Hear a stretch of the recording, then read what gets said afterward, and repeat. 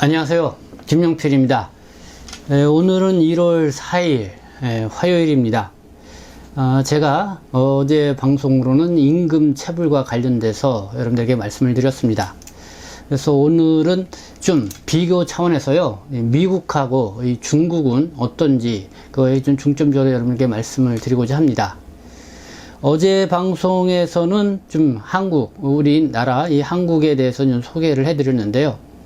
이 노동부에 진정을 해봐야 이 무능력한 이 근로감독관 때문에 진정을 해봐도 이 임금 체불을 해결받지 못하고 있다.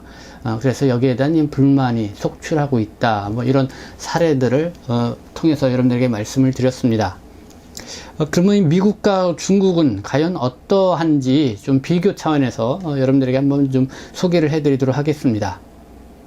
먼저 이 미국 상황을 보도록 하겠습니다. 이 한겨레 신문이요, 2017년 3월 29일자로 보도한 기사인데요. 미국에서는 임금 체불을 임금 절도로 이렇게 제재를 한다, 이런 제목으로 나온 게 있습니다. 그러니까 임금 절도 예방법, 뭐 이렇게 법명 자체가 임금 절도 예방법 이렇게 되어 있습니다. 내용을 보면은요, 2011년도에 제정된 미국 뉴욕주에서 제정된 이 임금 체불을 방지하기 위한 법률의 이름, 그게 바로 임금 절도 예방법이다.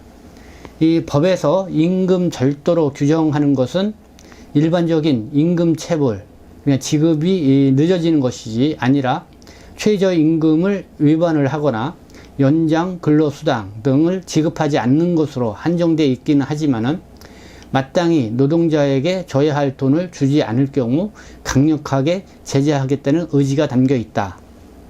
뉴욕주의 임금 절도 예방법은 연방법인 공정근로기준법을 뼈대로 한다. 이 공정근로기준법은 최저임금 위반과 연장 근로수당 등 할증임금 미지급에 대해서는 노동자 개별적인 소송뿐만 아니라 노동자가 사업장 다른 노동자들을 대표해서 내는 집단 소송도 가능하도록 하고 있다. 단순히 체불된 임금을 돌려받는 것을 넘어서 같은 금액의 배상금을 청구할 수 있어서 관련법을 어길 경우 사용자는 2배의 금액을 물어내야 한다. 지난해부터 시행되고 있는 이 캘리포니아주의 임금체불 방지법인 공정임금법은 미국에서 가장 강력하다. 이 최저 임금 수준의 임금을 주는 영세한 의료 공정이 밀집한 배경에 따라서 임금을 체불한 사용자들은 법을 지키는 사업주에 비해 공정하지 못하다는 인식 아래 만들어진 법이기 때문에 법은 지키는 사람만 손해라는 인식이 팽배한 한국 정서에서 시사하는 배경이 크다. 미국 같은 경우는 연방정부이기 때문에 각 주마다 이렇게 법 적용이 다르고 자체적인 주마다 법을 갖고 있죠. 그래서 미국의 뉴욕주 같은 경우는 임금은 절도 예방법이다고 이렇게 지금 법명을 정할 정도로 강력하게 임금 체불에 대해서 이렇게 대처하고 있는 그런 기사를 볼 수가 있고요. 그리고 이 캘리포니아주, 여기는 뭐 공정임금법으로 해서 이 체불 임금을 해결을 해주고 있는 것 같습니다. 이 캘리포니아주 같은 경우는 영세한 이 의류 공장이 밀집한 그런 지역인 것 같습니다. 그래서 임금을 체불한 사용자들은 법을 지키는 사업주에 비해서 이 공정하지 못하다, 뭐 이런 인식하에서 공정임금법 이렇게 법명을 정해서 임금 체불 문제를 해결해주고 있다. 뭐 이런 내용을 볼 수가 있습니다. 잠깐 한국 상황을 좀 더 설명을 드리면은요, 2016년도에 이 고용노동부가 발표한 임금 체불의 규모가 1조 3,093억 원, 그러니까 거의 1조 4천억 원 가까이가 됐다고 이렇게 발표한 바가 있습니다. 2016년도 한 해 동안에요.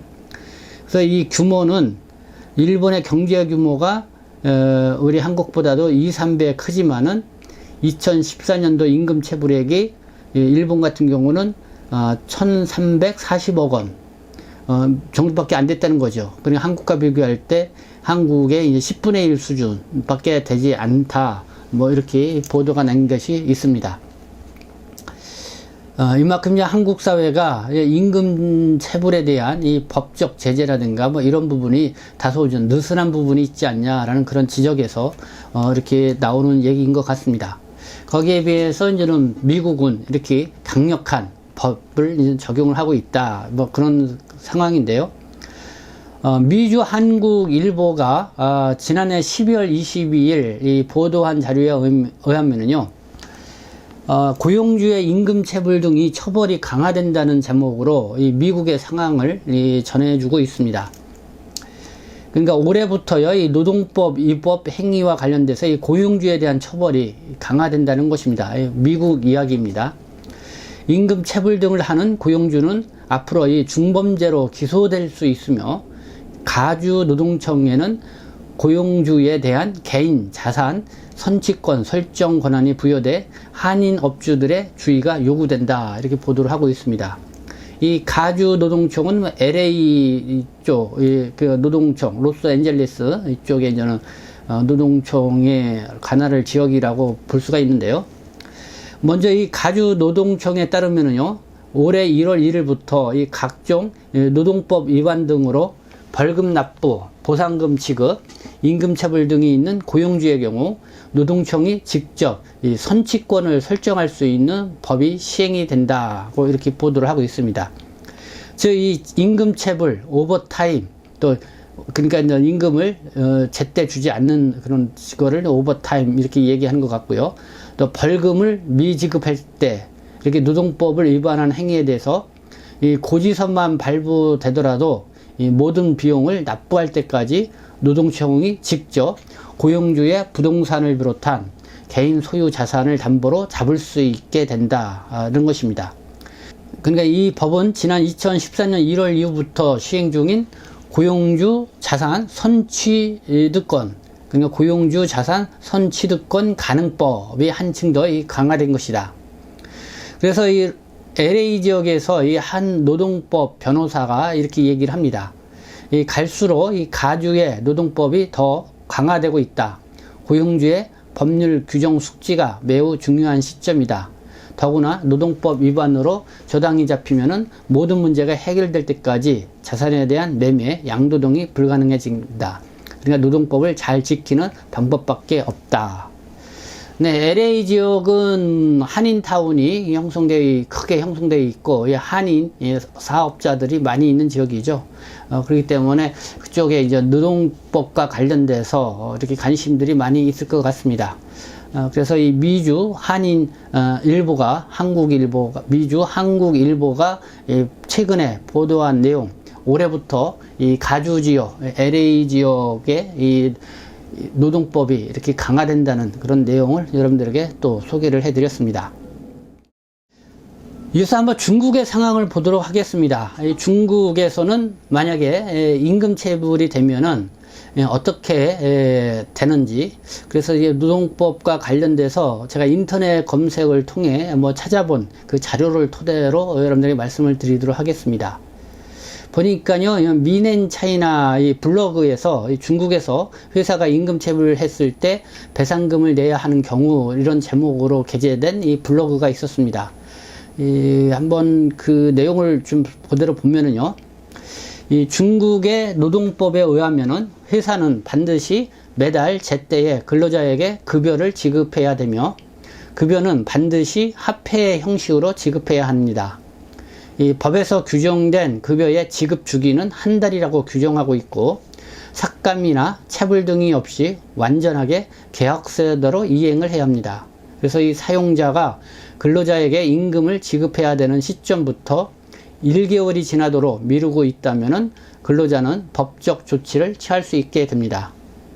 만약 근로자가 이 노동행정청에 신고하여 사용자가 노동행정청에 임금 지급 명령을 받았을 땐 반드시 이를 심각하게 받아들이고 꼭 제때에 임금 지급을 해야지, 안 그러면은 50에서 100%의 이 배상금을 별도로 내야 한다는 점을 명심하시길 바랍니다.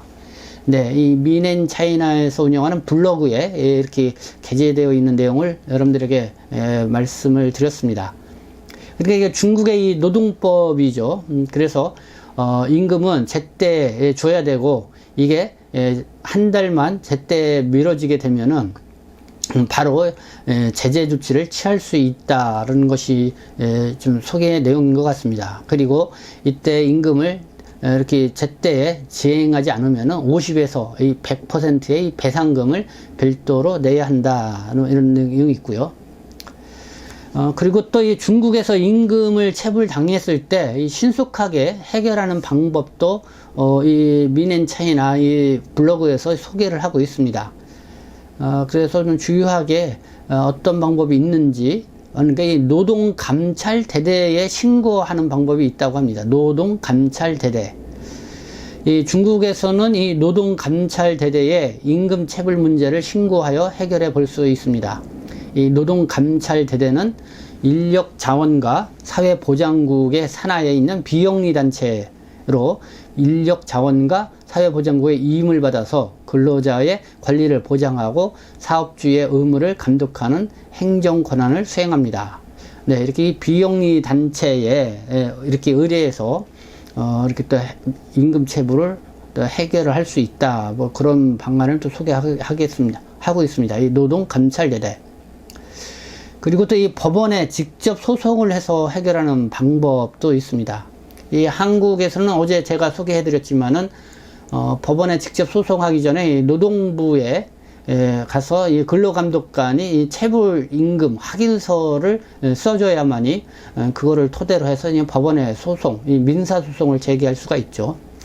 근데 이 중국에서는 바로 이렇게 법원에 소송을 해서 해결하는 방법이 있다는 것입니다. 최고인민법원의 이 사법 해석에 따르면요, 근로자가 사업주의 명의로 된 급여 차용증을 가지고 있을 경우 이를 증거로 사용하여 직접 법원에 소송을 제기할 수 있습니다. 일반 소송 절차로 또 해결할 수 있습니다. 즉, 이 사업주가 임금을 체불한 뒤에 차용증을 써줄 경우 직접 소송을 통해 해결할 수가 있으니 이게 더 쉬운 방법이란 의미입니다. 이런 경우 실무에서 법원에 소송을 할 땐 차용증을 증거로 지불명령을 신청할 수가 있습니다. 사업주는 법원이 내린 지불명령을 수취한 후 반드시 15일 내에 급여 채무를 이행하거나 법원에 이의 답변을 해야 합니다. 만약 이 사업주가 지불명령을 정해진 시간에 이행하지 않는다면 근로자는 법원에 강제 집행을 신청할 수가 있습니다.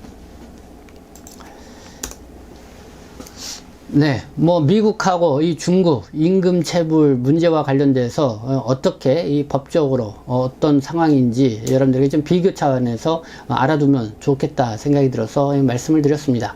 그래서 뭐 어제 3일 방송에는 이 임금 체불과 관련돼서 한국의 경우 상황을 여러분들에게 상세하게 설명을 드렸고요.